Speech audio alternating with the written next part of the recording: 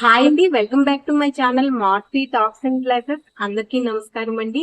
ఈ రోజు నేను చెప్పబోయే మంచి మాట ఏంటి అని అంటే, మళ్ళా చాలా మందికి మన వ్యక్తిత్వం అన్నది బలహీన పడుతూ ఉంటుంది ఒక్కొక్క సందర్భాల్లో. అది ఎప్పుడైనా కావచ్చు, ఏదో ఒక సందర్భంలో మన వ్యక్తిత్వం అన్నది బలహీన పడుతూ ఉంటుంది. అయితే మన వ్యక్తిత్వం బలహీన పడడానికి 5 సంకేతాలు ఏంటి, అవి ఏంటో ఇప్పుడు తెలుసుకుందాము. నెంబర్ 1, ఇతరుల మెప్పు కోసం ప్రయత్నిస్తూ మన అభిప్రాయాలను మార్చుకుంటూ ఉండడం. అంటే మన అభిప్రాయాలు అస్తమానం మారిపోతూ ఉంటాయి అన్నమాట. ఇతరుల మెప్పు కోసం అని మన అభిప్రాయాలను మార్చుకోవడం, ఇది బలహీనమైన వ్యక్తిత్వానికి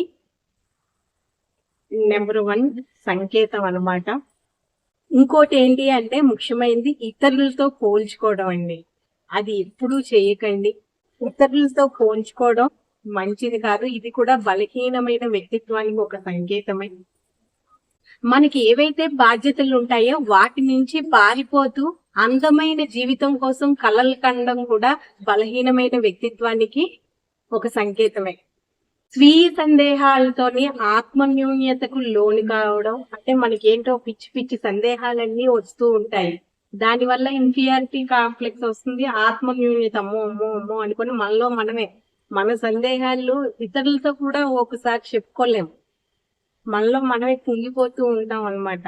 ఇది కూడా బలహీనమైన వ్యక్తిత్వానికి ఒక సంకేతమే.